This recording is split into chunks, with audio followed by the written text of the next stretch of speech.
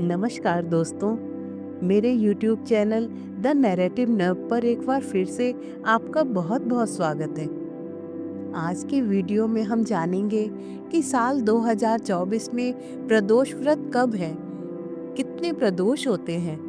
जानेंगे प्रदोष व्रत की शुरुआत होने के पीछे की पौराणिक कथा, शुभ मुहूर्त, पूजा विधि और व्रत का महत्व। व्रत में क्या खाना चाहिए और क्या नहीं। तो दोस्तों, वीडियो को स्किप बिल्कुल भी ना करें ताकि प्रदोष व्रत से संबंधित सारी जानकारी जो मैं आपके लिए लेकर आई हूँ वो आप अच्छे से समझ सकें। दोस्तों, अगर वीडियो पसंद आए तो इसे ज़्यादा से ज़्यादा लाइक और शेयर करें और मेरे चैनल को सब्सक्राइब करना बिल्कुल भी ना भूलें।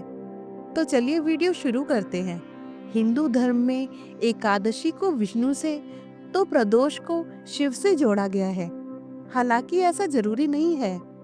आपका इष्ट कोई भी हो, आप ये दोनों ही व्रत रख सकते हैं। जरूरी नहीं कि प्रदोष रखते वक्त शिव जी की ही उपासना की जाए। प्रदोष को प्रदोष कहने के पीछे एक कथा जुड़ी हुई है। संक्षेप में कहें तो चंद्र को क्षय रोग था, जिसके चलते उन्हें मृत्यु के समान कष्ट हो रहा था। भगवान शिव ने उस दोष का निवारण कर उन्हें त्रयोदशी के दिन पुनः जीवन प्रदान किया। अतः इसीलिए इस दिन को प्रदोष कहा जाने लगा। प्रत्येक माह में जिस तरह 2 एकादशी होती हैं, उसी तरह 2 प्रदोष भी होते हैं। त्रयोदशी यानी 13 को प्रदोष कहते हैं। प्रदोष काल में उपवास में सिर्फ हरे मूंग का सेवन करना चाहिए, क्योंकि हरा मूंग पृथ्वी तत्व है और मंदाग्नि को शांत रखता है। दोस्तों, प्रदोष व्रत भगवान शिव को समर्पित है।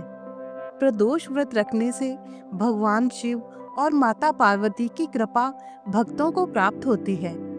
शिव पुराण में वर्णित है कि इस व्रत को रखने से भक्तों के सभी कष्ट दूर हो जाते हैं। नवंबर 2024 में मार्गशीर्ष माह के कृष्ण पक्ष का पहला प्रदोष व्रत रखा जाएगा। आइए ऐसे में जान लेते हैं कि प्रदोष व्रत की सही तिथि क्या है। इस दिन आपको किस विधि से पूजा करनी चाहिए और इस विधि का क्या महत्व है। दोस्तों, भगवान शिव को समर्पित प्रदोष व्रत हर माह की त्रयोदशी तिथि को रखा जाता है। नवंबर के महीने में हिंदू पंचांग के अनुसार मार्गशीर्ष माह का कृष्ण पक्ष चल रहा है। कृष्ण पक्ष की त्रयोदशी तिथि 28 नवंबर 2024 को सुबह 6:24 से शुरू हो जाएगी और अगले दिन यानी 29 नवंबर को सुबह 8:40 तक रहेगी। प्रदोष व्रत के दिन शाम के समय पूजा का बड़ा महत्व है। शाम के समय में त्रयोदशी तिथि 28 नवंबर को ही है। साथ ही उदया तिथि भी 28 को ही है। इसलिए मार्गशीर्ष महीने का पहला प्रदोष व्रत 28 नवंबर को ही रखा जाएगा। आइए अब जानते हैं प्रदोष व्रत की पूजा का शुभ मुहूर्त। प्रदोष व्रत के दिन भगवान शिव की पूजा शाम के समय की जाती है। 28 नवंबर के दिन पूजा का शुभ मुहूर्त शाम 5:24 पर शुरू होगा और रात्रि 8:06 तक रहेगा। इस दौरान भोलेनाथ की पूजा करने से आपको शुभ फलों की प्राप्ति होगी। आइए अब जानते हैं कि प्रदोष व्रत हम किस तरह रखें और किन किन चीजों का ध्यान रखें। प्रदोष व्रत के दिन सूर्योदय से पहले उठकर स्नान करें और शुद्ध वस्त्र धारण करें। इसके बाद पूजा स्थल को स्वच्छ करें। तत्पश्चात भगवान शिव का ध्यान करते हुए व्रत का संकल्प लें। सुबह भगवान शिव की आरती करने के बाद आप व्रत की शुरुआत कर सकते हैं। दिन भर निराहार रहने के बाद शाम के समय भगवान शिव की पूजा आपको करनी चाहिए। शाम को पूजा के दौरान आप शिवलिंग पर दूध, बेलपत्र, शहद, धतूरा आदि अर्पित कर सकते हैं। इसके बाद दीपक जलाकर आपको भगवान शिव की पूजा शुरू करनी चाहिए। शिव चालीसा का पाठ आप इस दौरान कर सकते हैं। साथ ही शिव जी के मंत्रों का जाप भी आपको करना चाहिए। भोलेनाथ के मंत्र ओम नमः शिवाय का भी अगर आप इस दिन जाप करते हैं तो उससे भी आपको शिव कृपा प्राप्त होती है। इसके बाद आपको प्रदोष व्रत की कथा का पाठ करना चाहिए। अंत में आपको आरती करनी चाहिए। रात्रि के समय फलाहार करने के बाद व्रत का पारण अगले दिन सुबह के समय आपको करना चाहिए। दोस्तों, आइए अब जानते हैं कि क्यों महादेव की पूजा के लिए खास माना जाता है प्रदोष काल, और क्या है इस तिथि से जुड़ी मान्यता। जैसा कि हम जानते ही हैं कि हर माह में त्रयोदशी तिथि पर भगवान शिव का प्रदोष व्रत रखा जाता है। व्रत के दौरान प्रदोष काल में ही पूजा करने का विधान है। सामान्य रूप से सूर्यास्त के बाद के 1.5 घंटे को प्रदोष काल माना जाता है।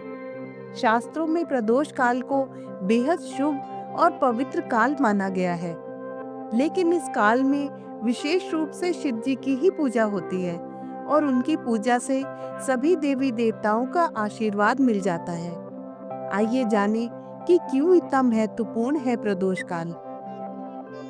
शास्त्रों में प्रदोष काल को बेहद पवित्र पर्व काल माना गया है। साथ ही इसे भगवान शिव की पूजा के लिए अनुकूल माना गया है। मान्यता है कि समुद्र मंथन के दौरान उत्पन्न हुए विष का महादेव ने प्रदोष काल में ही प्राशन किया था। तब भगवती पार्वती ने अपने सामर्थ्य से उस विष को शिव जी के कंठ तक ही रोक दिया था। इसके बाद शिव जी को नीलकंठ के नाम से भी जाना गया। तब से प्रदोष काल शिव जी की पूजा के लिए सबसे उपयुक्त माना जाता है। इसमें भगवान विष्णु की पूजा नहीं की जाती। शिव जी की पूजा से ही सभी देवी देवताओं का आशीर्वाद प्राप्त होता है। भगवान महादेव ने जिस दिन विष का प्राशन कर समस्त सृष्टि को भयंकर विष के प्रभाव से बचाया था, उस दिन त्रयोदशी तिथि थी। तब सभी देव दानवों ने प्रदोष काल में ही महादेव की स्तुति की थी। प्रसन्न होकर शिव जी ने प्रदोष काल में ही तांडव नृत्य भी किया था। तब से हर माह त्रयोदशी तिथि को प्रदोष काल में महादेव का पूजन किया जाने लगा। प्रदोष यानी सभी दोषों से मुक्ति दिलाने वाला काल।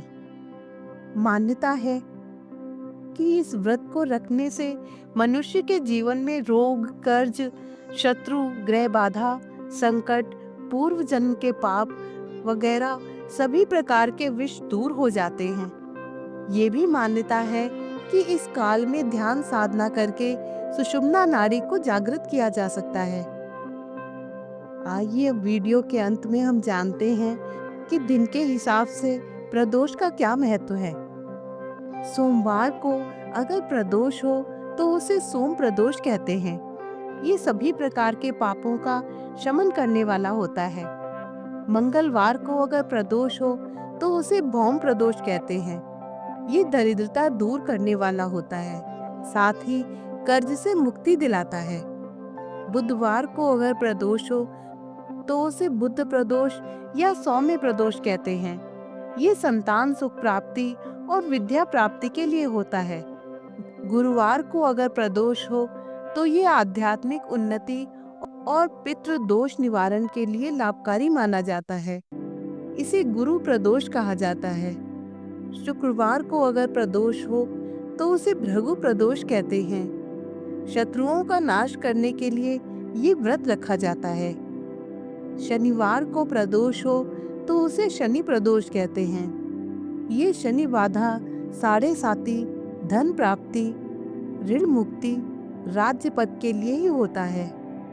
रविवार को अगर प्रदोष हो तो उसे भानु प्रदोष कहते हैं। ये आरोग्य प्राप्ति के लिए लाभदायी और परम कल्याणकारी होता है।